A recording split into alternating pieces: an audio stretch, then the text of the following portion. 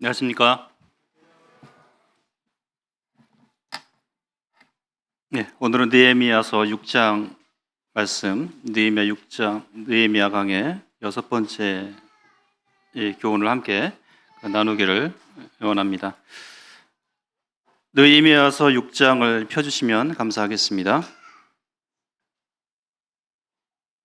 우리 삶 속에서 두려움이 엄습해 올 때 성도님들은 어떻게 대처하십니까?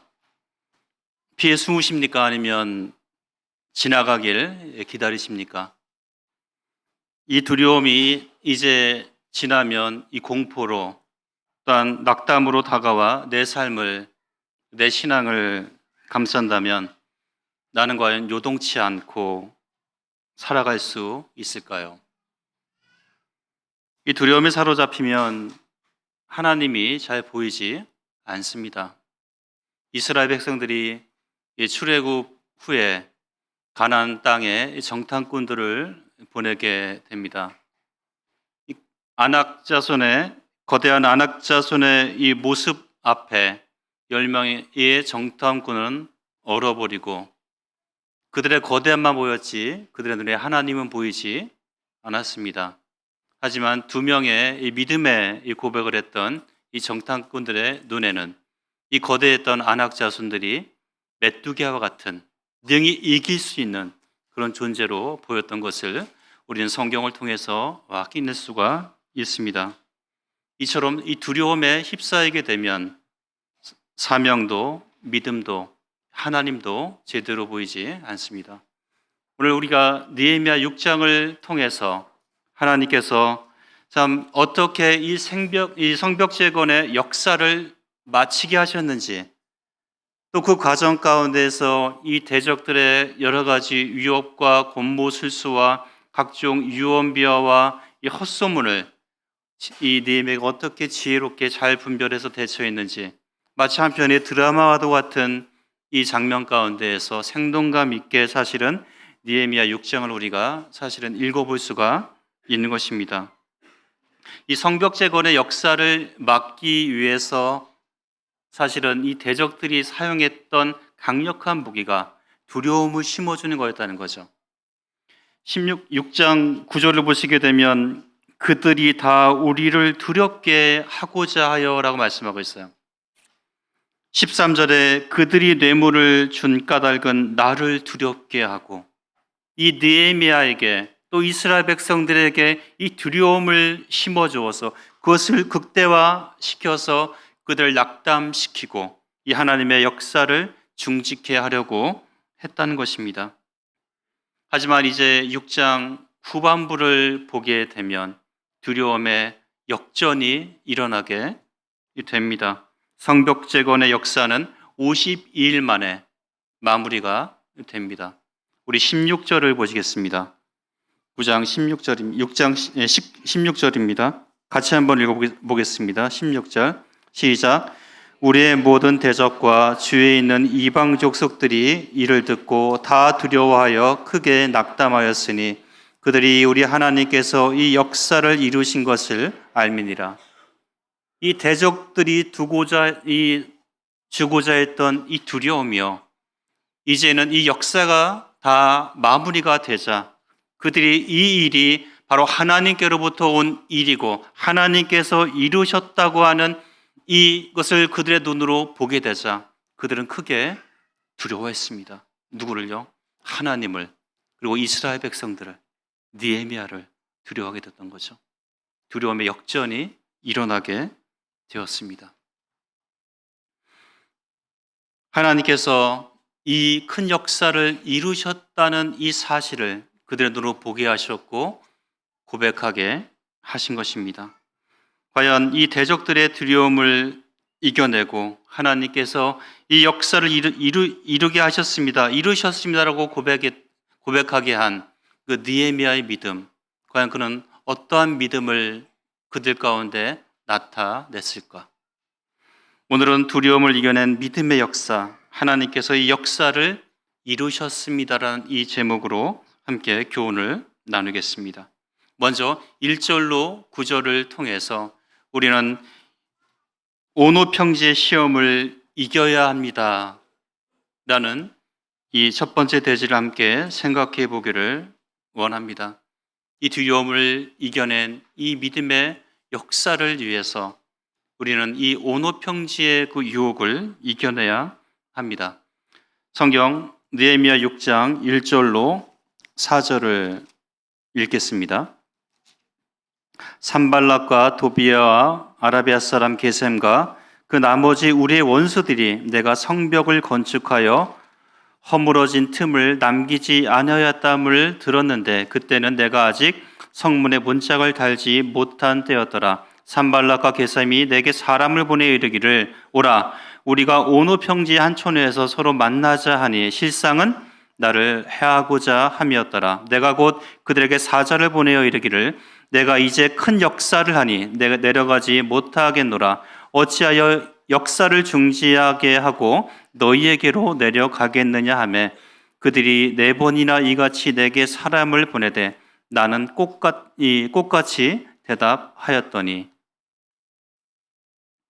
우리는 위장된 이 평화를 분별해 내야 합니다. 말씀의 1절에 있는 것처럼 이제 성벽을 건축하고 허물어진 틈들을 다 메워갑니다. 이제 남은 것은 이 성문에 문짝을 다는 일만 남은 이때였습니다. 끝날 때까지 끝난 것이 아니었습니다. 이 대적들의 이 공격은 매우 집요했고 지속적이었다는 것이죠. 이제 포기할 만도 한데 포기하지 않았다는 것입니다. 이제 문짝만 달면 다 끝나는 일이었기 때문에 그들은 끝까지 이 일마저도 방해하려고 했던 것입니다. 그래서 이제 종을 보내 산발락과 게셈이 사람을 보내서 오라 우리가 온오평지에서 평화회담을 하자.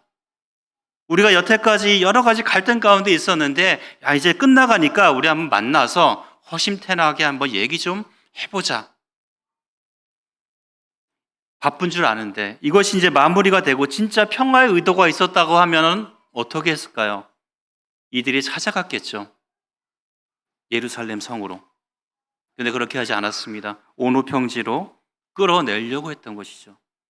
이 온오평지는 예루살렘에서 약 32km 정도 떨어진 이 평야지대였습니다. 이 지역은 예루살렘에서의 그 통치가 미치지 않는 이 대적들의 이 통치가 미치는 이 사마리아와 그 중간지대에 위치해 있는 그런 지역이었다는 것이죠. 거기서 그것으로 끌어내서 무엇을 하고자 했던 것입니까? 이 느헤미야를 이제 살해할 음모를 꾸미고 있었던 것입니다. 이 느헤미야만 없으면 이 성벽 재건을 이 역사를 이 인도하는 이 리더만 없애게 되면은 이 성벽 재건은 더 이상 이루어지지 않을 것이다. 끝까지 그들은 이 음모를, 이 계략을 이제 실행하는 것을 보게 됩니다. 근데 느헤미야가 어떤 사람이에요? 뭐 하던 사람입니까? 왕의 술 맡은 관원장이었잖아요. 왜 술 맡은 관원장의 직책이 왜 중요합니까?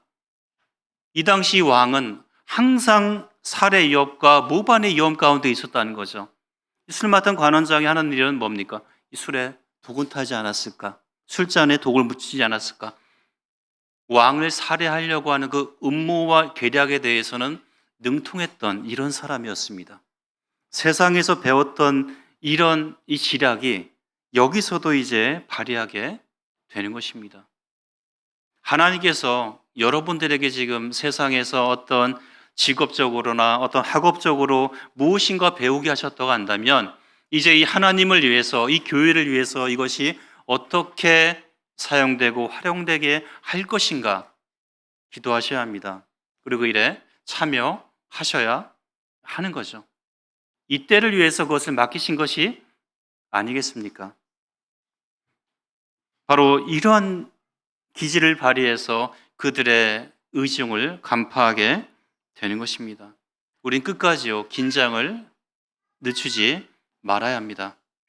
주님이 오시는 그날까지, 우리가 주님을 만나는 그날까지 우리에게 주신 사명이 무엇인지, 우리 각자에게 주신 소명이 무엇인지를 우리는 확인하고 이 은사를 따라서 이 하나님의 교회 가운데에서, 이 공동체 가운데서 난 어떠한 사람이 되고 어떻게 이 주와 교회와 복음을 위해 살아갈 것인가를 항상 고민하고 우리는 기도하고 협력해 가야 하는 것입니다. 서로 만나자. 얼마나 좋아요. 이제 뭔가 이 대적들의 손에서 벗어날 수 있겠구나. 평화회담이 이제 진행되겠구나라고 꿈꿀 수가 있겠지만 이제 느헤미야는 그 기지를 발휘해서 그들의 의도가 무엇인지를 생각하게 됩니다. 위장된 평화, 화해 분위기, 평등, 자유를 얘기할 때 우린 솔깃합니다. 그리스도인들은 우리 삶에서 온오평지의 유혹과 시험을 극복해내야 합니다. 야, 중간지대로 나가자. 회색지대로 나가자. 세상과의 양다리 걸치면서 그래, 균형을 맞추면서 잘 살아가면 좋겠지. 세상도 내게 주신 삶인데 그것도 열심히 살아야지 하면서 이제 교회도 세상도 어느 한쪽에 치우치지 않는 이 중간지대의 삶을 우리는 지금 꿈꾸고 있지는 않습니까? 그런 삶을 지금 추구하고 있지는 않습니까? 우리는 평화를 이야기하고 자유와 평등을 이야기하고 인권을 이야기하고 정의를 이야기하면 현대 사회에서는 그런 가치를 이야기할 때 그것을 반대하거나 그것을 공격하는 사람은 아무도 없습니다. 그런데 그들이 얘기하는 자유와 평등과 정의와 이러한 인권의 가치는 자기 입장에서 얘기하는 것이죠. 그것이 과연 성경에서 말하고 있는 성경적인 가르침인지 우리는 분별해 내야 하는 것입니다. 이런 주제들을 통해서 이런 사상들을 통해서 우리를 온오평지로 끌어내고 있다는 것이죠. 동성애가 어떻습니까? 자유와 평등을 부르짖고 성소수자들의 인권을 이야기하면서 그리스도인들을 온오평지로 끌어내고 있지 않습니까?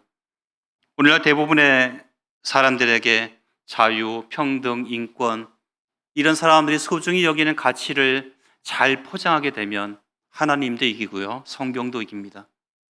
그것을 뛰어넘습니다. 사람들은 거기에 솔깃하죠.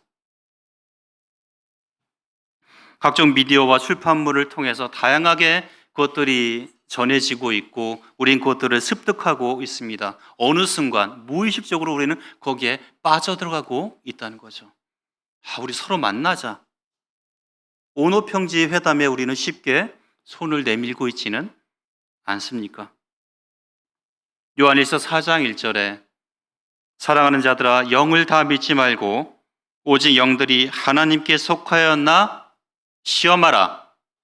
많은 거짓 선지자가 세상에 나왔음이니라. 이 영을 다 믿지 말라고 말씀을 하고 있습니다. 세상이 주장하는 사상과 그들이 추구하는 가치와 그들이 존중히 여기는 것들이 과연 하나님 말씀에 성경에 비추어 봤을 때 옳은가 분별해 내야 하는 것입니다. 느헤미야는 어떻게 대처했습니까? 단호히 거절했습니다. 그리고 우선순위에 따라서 그는 그 마음을 확정했고 실행해 나갔습니다.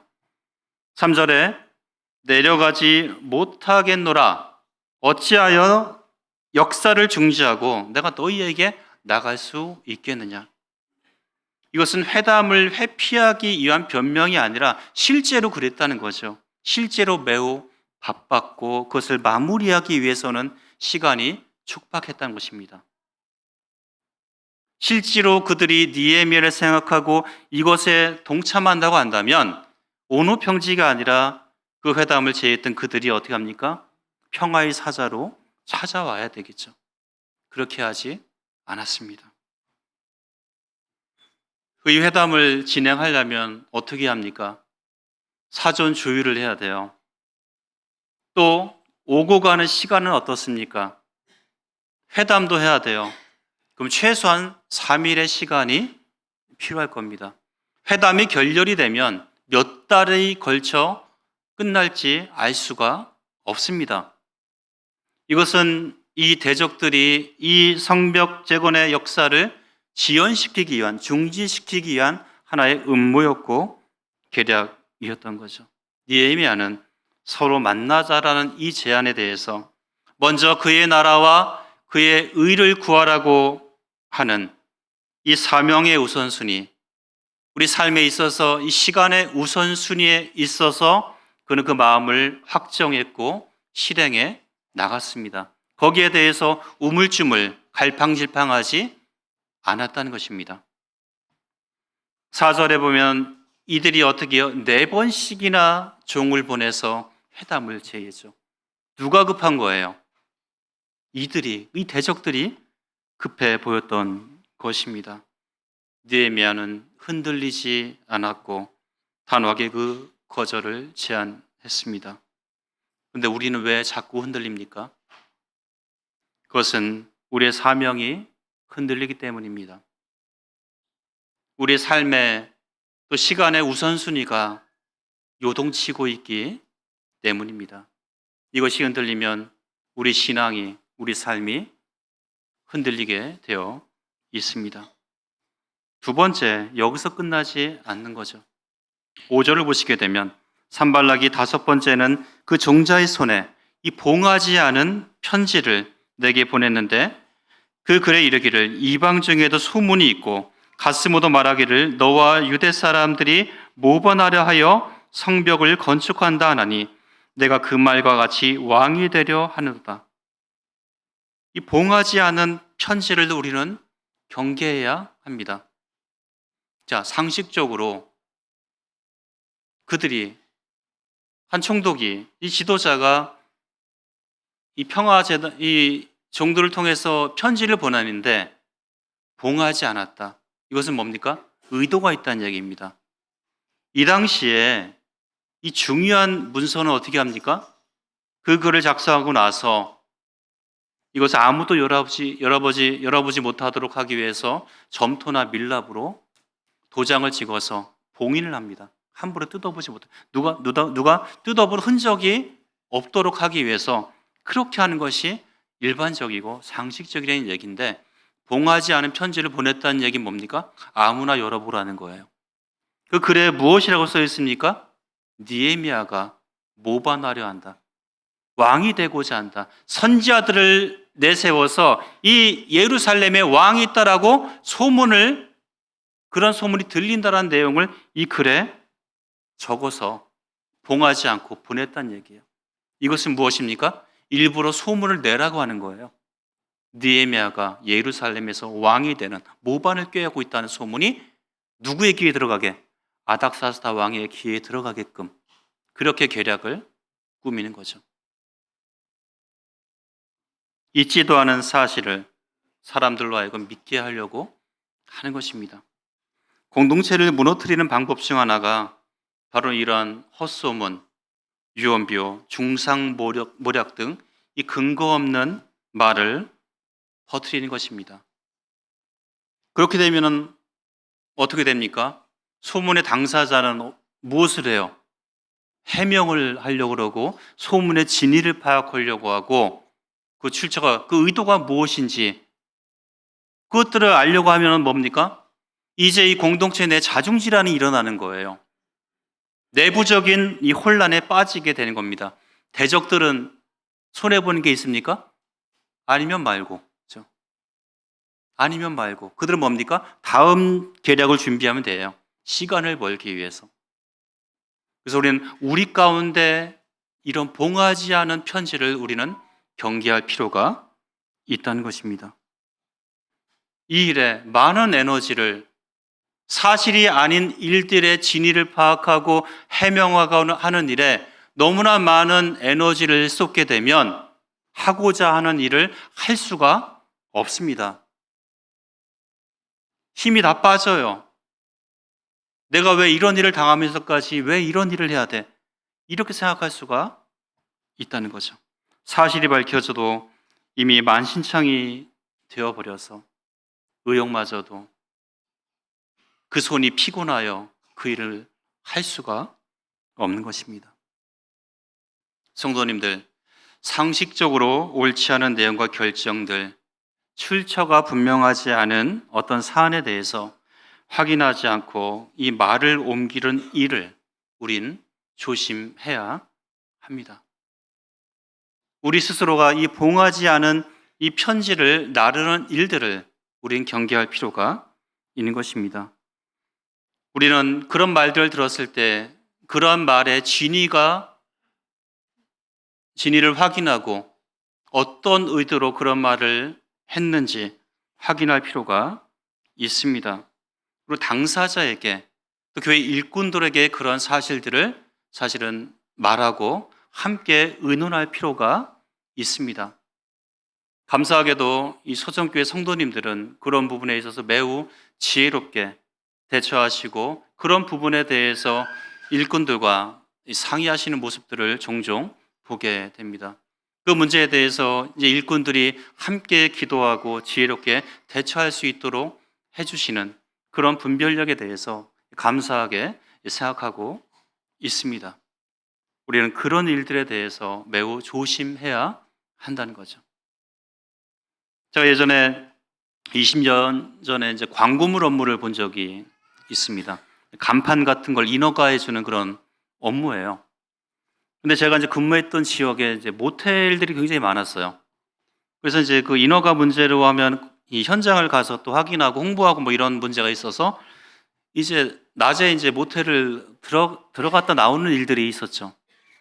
근데 만약에 제가 대낮에 모텔을 수시로 왔다 갔다 하는 모습을 어떤 성도님이 봤다. 그것도 한두 번이 아니다. 한 사람이 아니다. 어떤 일이 발생했을까요? 저 형제 대낮부터 모텔을 들락거리더라. 저한테 사실 확인도 진위 확인도 하지 않고 제가 어떤 일을 하는 사람인지도 모르면서 그럴 수가 있는 거죠. 봉하지 않은 편지가 한 사람을, 이 공동체를 이 절망 가운데 빠뜨릴 수 있다는 것입니다.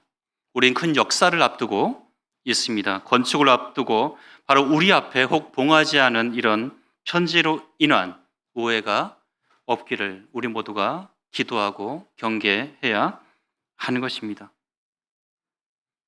근데 이에 대해서 느헤미야는 어떻게 합니까? 과민 반응하지 않았어요. 차분하게 대응합니다. 8절에 내가 사람을 보내어 그에게 이르기를 내가 말한 바 이런 일은 없는 일이요 내 마음에 지어낸 것이라 하였나니 그는 단호하게 얘기합니다. 이런 일 없다. 당신이 지어낸 말이다. 더 이상 필요 없습니다. 느헤미야는 그 의도가 무엇인지를 분명히 간파했다는 거죠.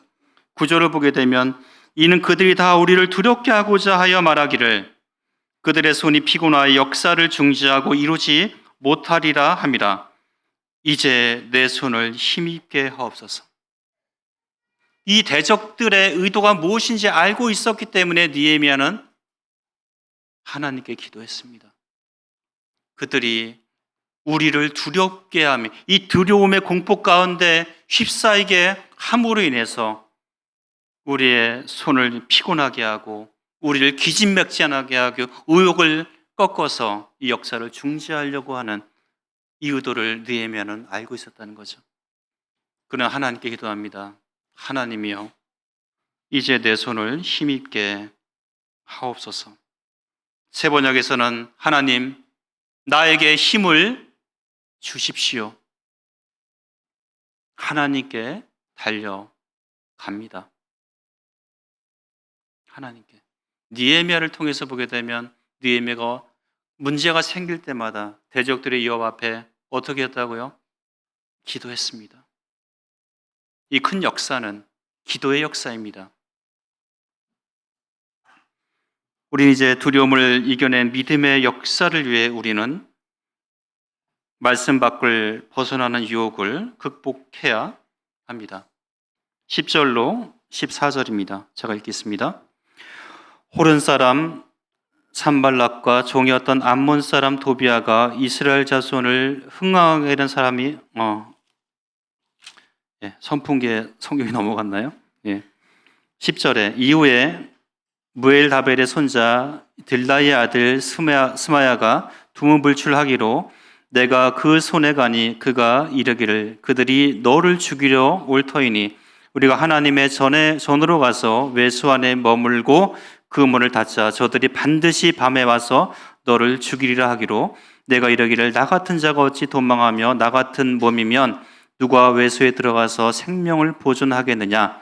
나는 들어가지 않겠노라 하고 깨달은즉 그는 하나님께서 보내신 바가 아니라 도비아와 산발락에게 뇌물을 받고 내가 이런 예언을 함이라.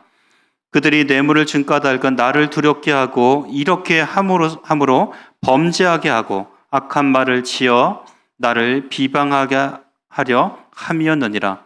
내 하나님이여 도비아와 산발락과 여선지 노아디아와 그 남은 선지자들 곧 나를 두렵게 하고자 한 자들의 소행을 기억하옵소서 하였노라.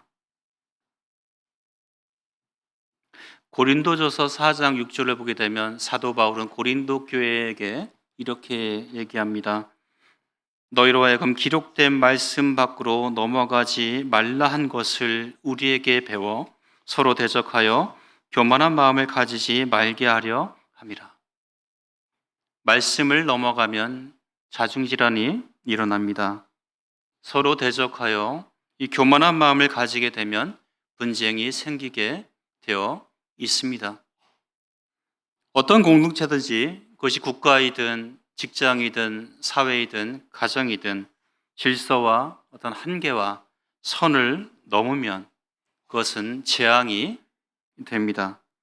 특히 성령 공동체 가운데에서 말씀을 벗어나려는 유혹은 매일 매순간 경계하고 유의해야 하는 것이죠.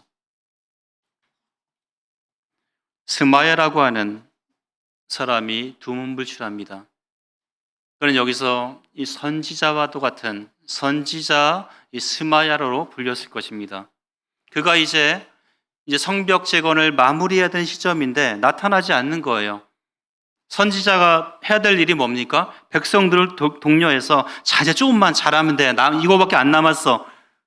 지도자들이 그런 일을 해야 되는 거 아닙니까? 근데 두문불려. 이 문 밖을 안 나오는 겁니다. 선지자가 두문불출한다는 것은 어떤 의도가 또 있을까요? 이 선지자가 하나님께로부터 뭐 계시를 받나 보다. 예언을 받나 보다. 이렇게 생각할 수 있지 않겠습니까? 느헤미야가 찾아갑니다. 왜 안 나오는지.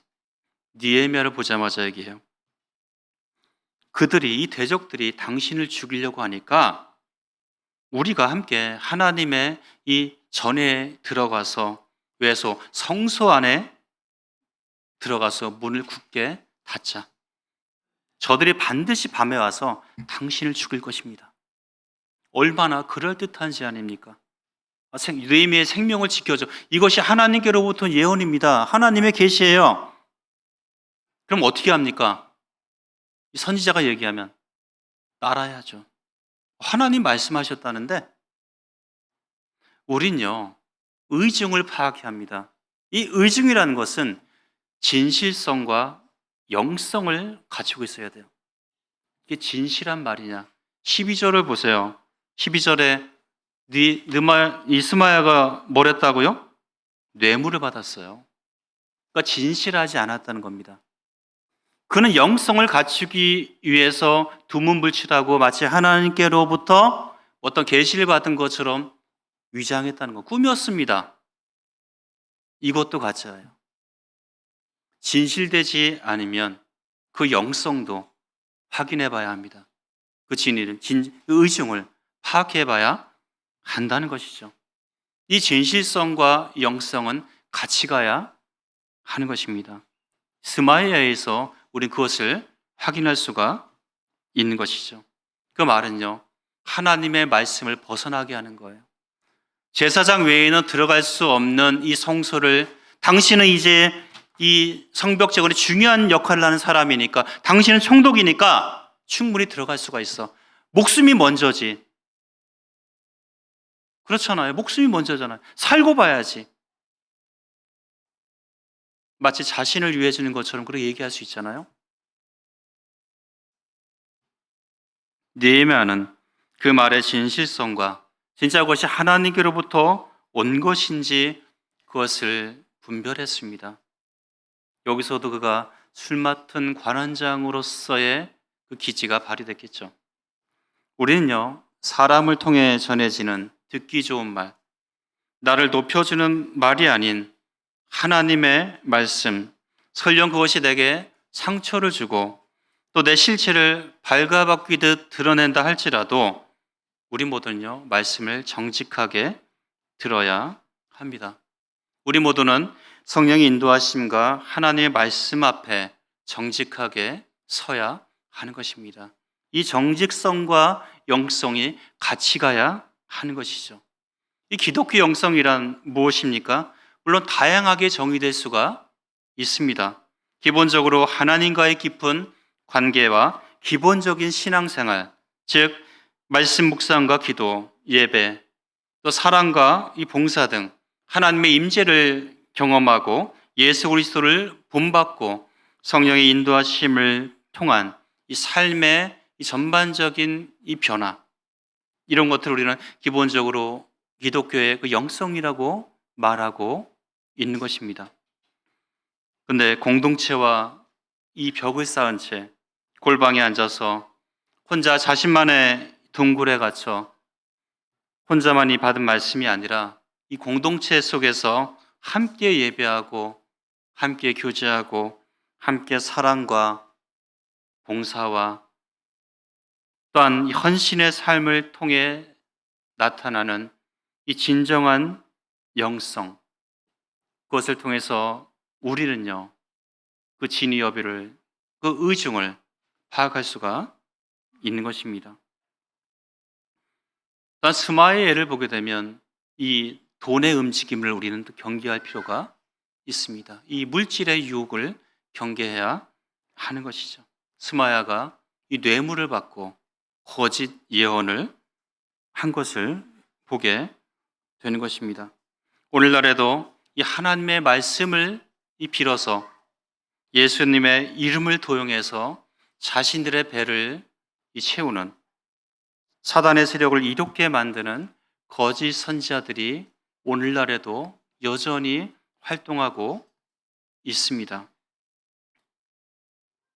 우리 모두는 하나님 말씀 앞에 겸손해야 합니다. 하나님 앞에 정직하게 서야 하는 것입니다. 느헤미야는요, 중요한 사람, 친근한 사람, 그들의 말이 아니라 하나님 말씀을 넘어서려고 하는 그런 유혹을 극복하고자 한 것을 볼 수가 있습니다. 그런 총독으로서, 성벽재건의 어떤 리더로서 어쩌면 그런 유혹을 받아들일 수도 있는 그런 상황 가운데 있을 수가 있습니다. 근데 그 상황이, 어떤 환경이 우리의 믿음을 대변해 줄 수는 없는 것입니다. 참고될 수 있고 어느 정도 이해는 될 수 있겠지만 이것으로 어떤 상황과 여건을 따져가지고 우리가 하나님 앞에서 기본적으로 살아야 되는 그 삶에 그것들이 핑계거리가 된다고 한다면, 변명거리가 된다고 한다면 우린 그것들을 정직하게 사실은 비춰볼 필요가 있습니다. 하나님 앞에 진실된가. 느헤미야는 이 하나님의 말씀을 자의적으로 적용하지 않았습니다. 나 같은 자가 어찌 도망하며 나 같은 몸이 누가 외소에 들어가서 생명을 보존하겠느냐. 나는 들어가지 않겠다. 율법을 어길 수 없습니다. 자신이 이 일을 진두지휘해야 되는데 자신의 목숨이 위협을 받는다고 성소에 들어가 숨는다고 한다면 나머지 백성들은 어떻게 합니까? 리더가 그렇게 숨는다고 한다면 이것이 끝까지 잘 이 사명이 완수될 수가 있을까요? 없습니다. 또한 성소에 들어갔다는 것은 제사장밖에 들어갈 수 없는 이 성소를 느헤미야가 자기 살겠다고 들어간다고 한다면 그는요, 이스라엘 백성들의 큰 반대에 부딪히게 될 것입니다. 그가 율법을 범했다. 그는 리더로서의 자질이 없다. 그렇게 공격받고 그 리더의 자리에서 물러나야 했을 것입니다. 뇌물을 받고 스마야는 바로 그것을 조장했던 것이죠.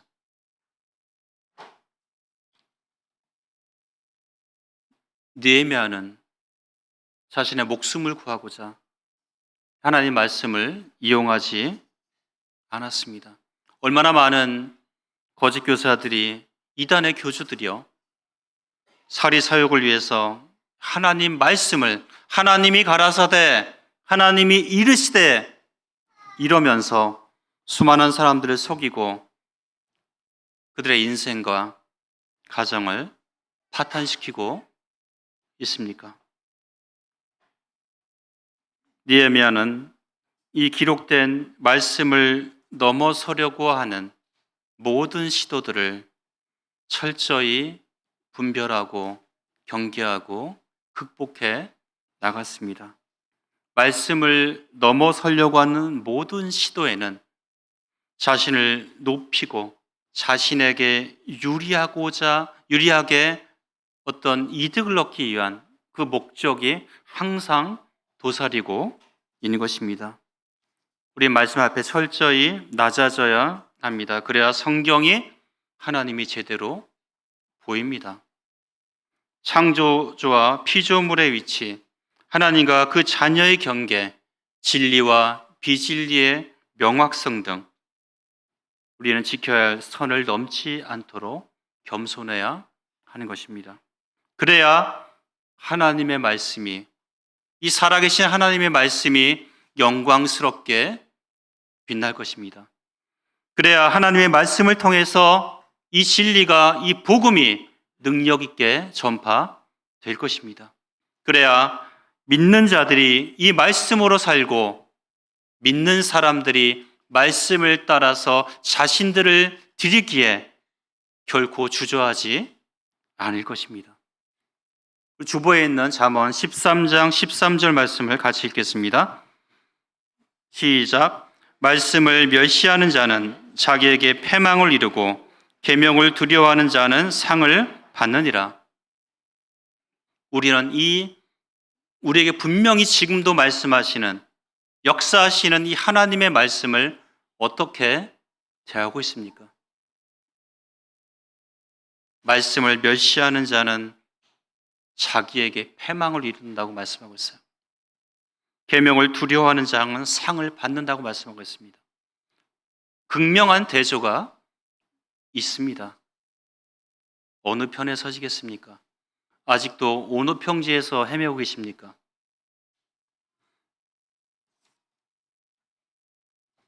스마의 목적은 분명했습니다. 13절에 그들이 뇌물을 준 까닭은 나를 두렵게 하고 이렇게 함으로 범죄하게 하고 악한 말을 지어 나를 비방하려 함이었느니라.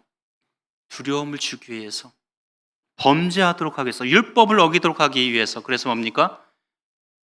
리더로서의 자질에 문제가 리더십을 붕괴시키고 성벽재건을 중지시키기 위해서 비방거리에 휩싸이게 만들 목적으로 그렇게 했다는 것입니다.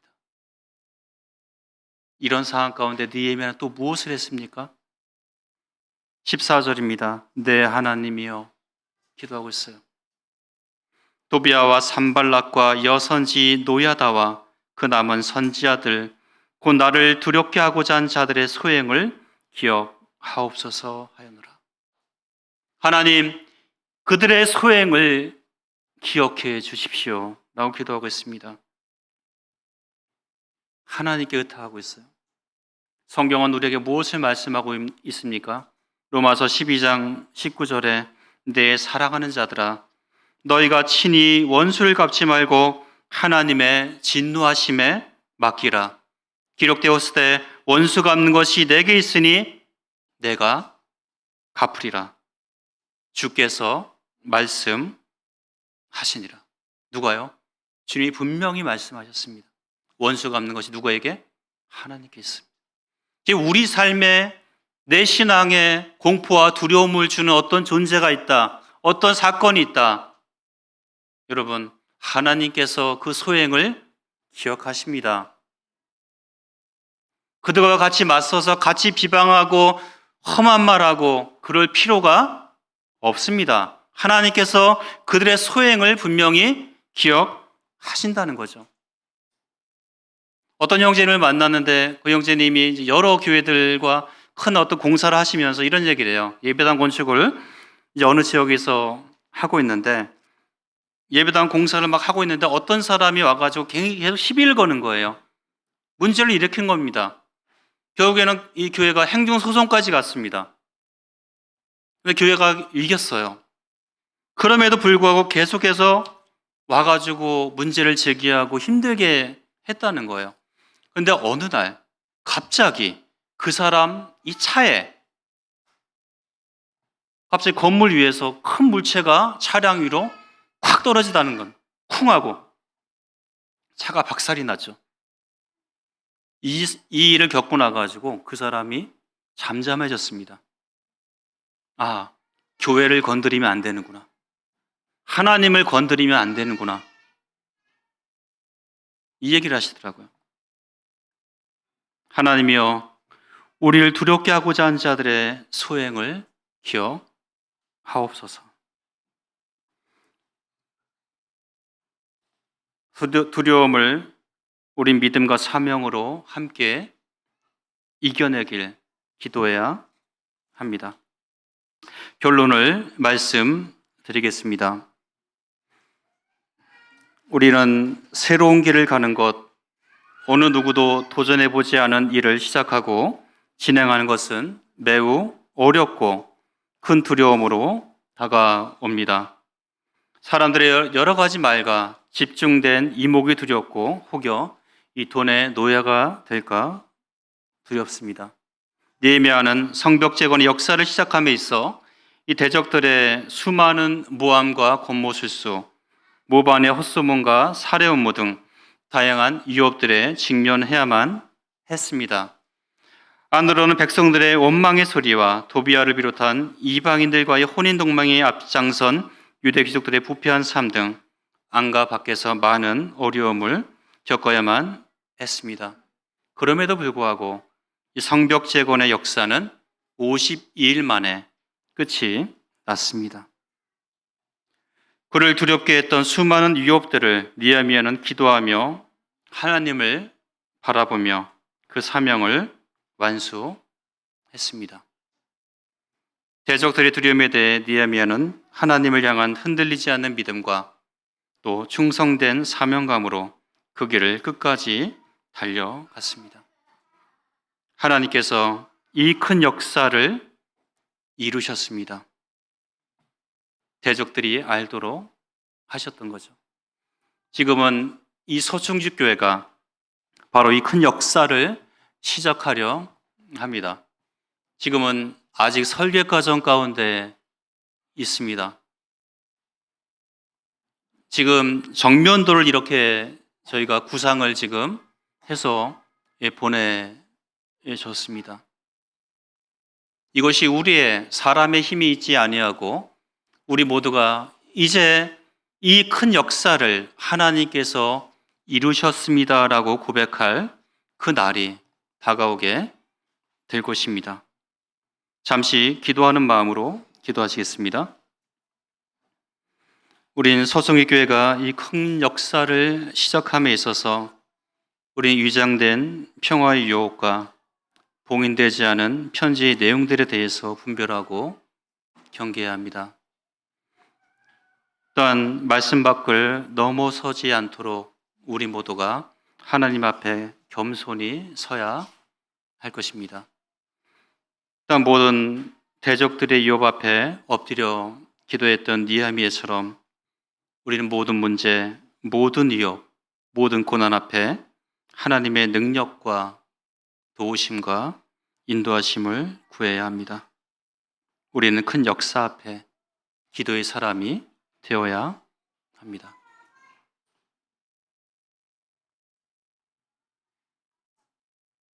아버지 하나님, 느헤미야가 52일 만에 성벽 재건의 큰 역사를 마쳤습니다.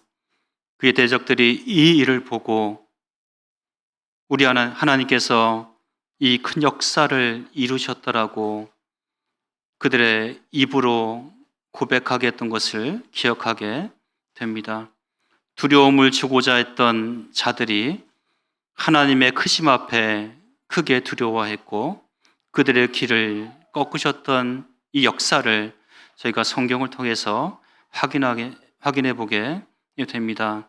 저희들이 이제 참 느헤미야서를 통해서 저에게 준 이 교훈대로 참 하나님을 위해서 이 큰 역사를 시작하게 될 때 하나님의 그 인도하심과 또 이 공급하심을 경험하기를 원합니다. 저희 가운데 이 봉하지 않은 편지로 인한 오해가 없도록 인도하시고 말씀을 넘어서지 않도록 저희를 인도해 주시기를 원합니다. 또한 저희가 온오평지의 유혹을 이겨낼 수 있도록 아버지 하나님 도와주시기를 간절히 기도합니다. 저에게 한 마음과 한 뜻을 주시기를 간절히 기도합니다. 저희 모두가 이 역사를 마쳤을 때 하나님께서 이 일을 이루셨습니다라고 동일하게 고백할 수 있도록 도와주시옵소서. 이 모든 기도 우리 주 예수 그리스도의 이름으로 감사하며 기도드렸습니다. 아멘. 네, 수고하셨습니다.